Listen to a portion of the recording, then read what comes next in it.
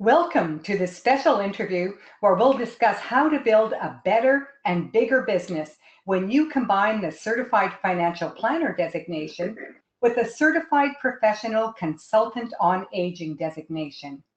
My name is Rhonda Luttrell, and I'm the founder and CEO of Age Friendly Business, where we offer the CPCA designation for professionals serving a maturing marketplace.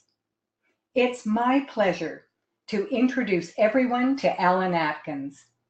Alan was one of the very first certified financial planning professionals in all of Canada.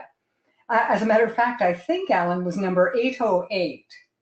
Now, Alan recognized the enormous power of the age 50 plus market, earned his Certified Professional Consultant on Aging designation, and then made a commitment to focus his business on marketing to and providing targeted, exceptional, age-relevant service to boomers and seniors. And the bottom line, he took an established business, tripled his revenues in 1 year, and added an additional $75 million to his assets under management in the next 4 years. Now just think about that.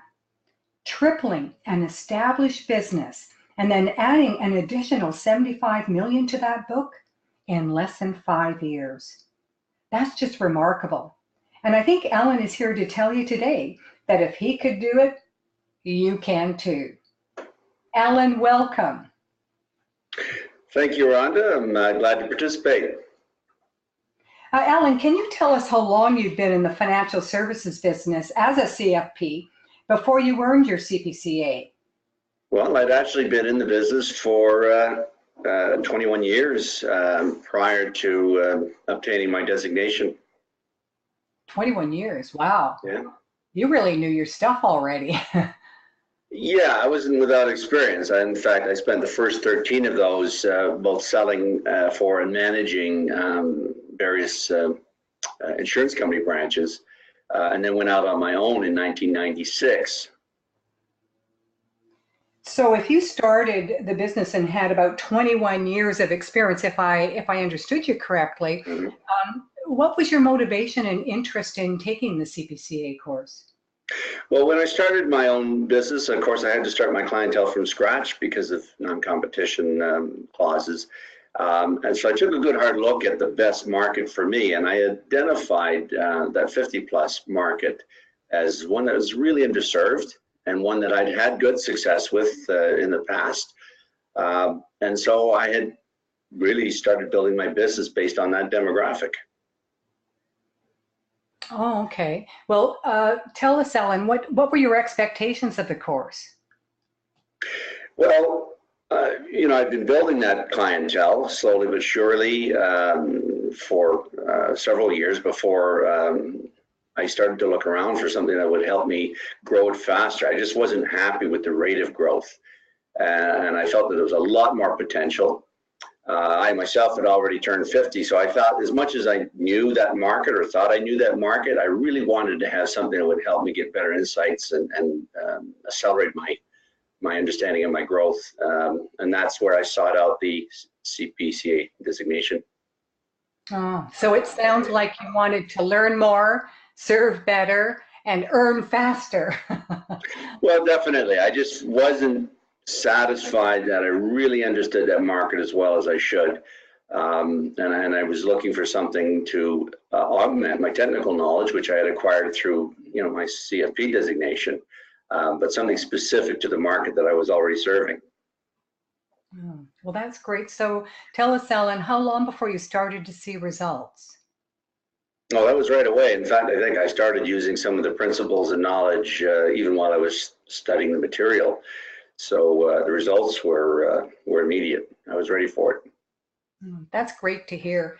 It's been said that the lifetime value of a financial services client is around $25,000. And given the fact that the cost of the designation is about $1,000, that seems like a pretty good return on investment if you were to invest $1,000 in your education and commitment and you were to get even just one ideal client Mm-hmm. for your entire career, that's an investment of around $1,000 for a return of $25,000. Absolutely. In fact, I'd suggest that any financial advisor, if they became aware of a mutual fund that had a probability of that kind of return, would not only put all their clients' money into it, but their own as well. So yes, I think it's a very good probability of return on that small investment.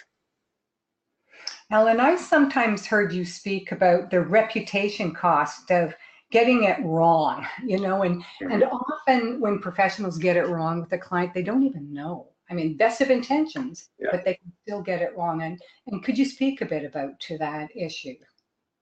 Well, you're absolutely right, Rhonda. I mean, the danger is not what you don't know, it's not knowing what you don't know, which was precisely why I sought out a designation, because I was a little uneasy about the depth of my knowledge. And I didn't want to get trapped into that sense of thinking that, I had everything that I needed at my fingertips. But more importantly, I think it demonstrated to my clients that despite my relative success in that market already, that I was willing to invest in myself financially and in terms of personal time to really serve them to the best of my ability. And that not only built my confidence, but it increased their confidence and trust in me. That's really important.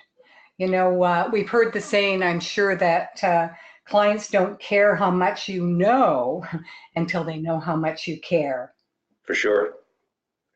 And I think this is one way to demonstrate that in a very tangible form. Alan, what advice would you offer now to any CFP wanting to grow their book of business? Well, granted, as you mentioned, I was a relatively early adopter. At the time that I sought out that market, it wasn't particularly sexy. It wasn't one that a lot of people had their eye on. But as I say, I was turning 50, so it sort of had a personal interest for me. And I realized it was vastly underserved. So, I think if it's important then, it's essential now, because let's face it, today, clients and potential clients are certainly more informed. They've got much more information at their fingertips. They're more sophisticated, and their expectations are that much higher as well. So we really have to up our game to make sure that we're worthy of being their trusted financial advisor. And that's certainly been my experience. When I speak with boomers and seniors, across the country, they'll often come up to me and say that the professionals serving them know about their products and services, but they don't know about me. And of course, keeping your expertise up to date and your sword sharpened is critical. It's so very important. But as you say, today's clients and investors are savvy, and they expect more. And they just expect that you know your stuff, right? So now you have to differentiate yourself on a much higher level. Yes, and I ran across an interesting statistic just today, a 2017 study from the Investor Economy Household Income Report pointed out that 55 plus age group will be controlling 72% of Canadian wealth by the year 2026. That makes this market more interesting than ever. The other thing is too, it points out the fact that, as you mentioned, it's not just the technical skills. I think as advisors, we have to develop our soft skills, knowing those clients so that they know we know and understand their situation, and we're not applying a one-size-fits-all solution that doesn't necessarily fit their demographic.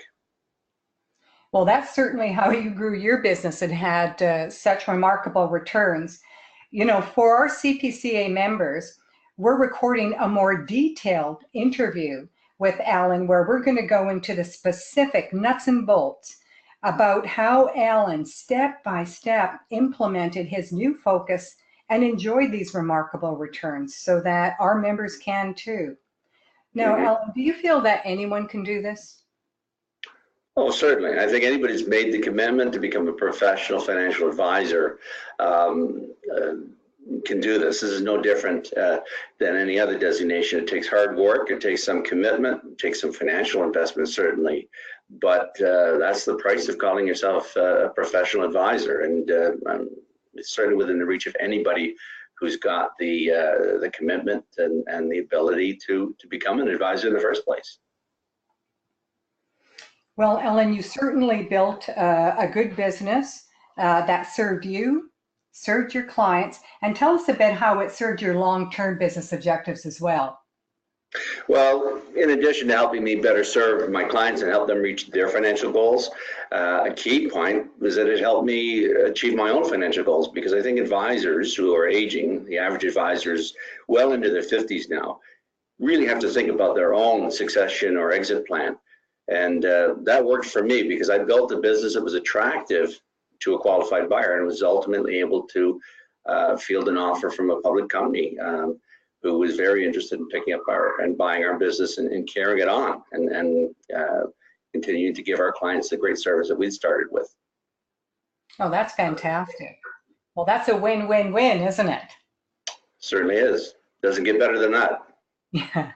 Yeah, doing well while doing right. You're right. It doesn't get better than that. Well, thanks, Alan. And to our CFP friends, we hope you'll join our exceptional CPCA community and take your business to even greater levels of success. We look forward to welcoming you.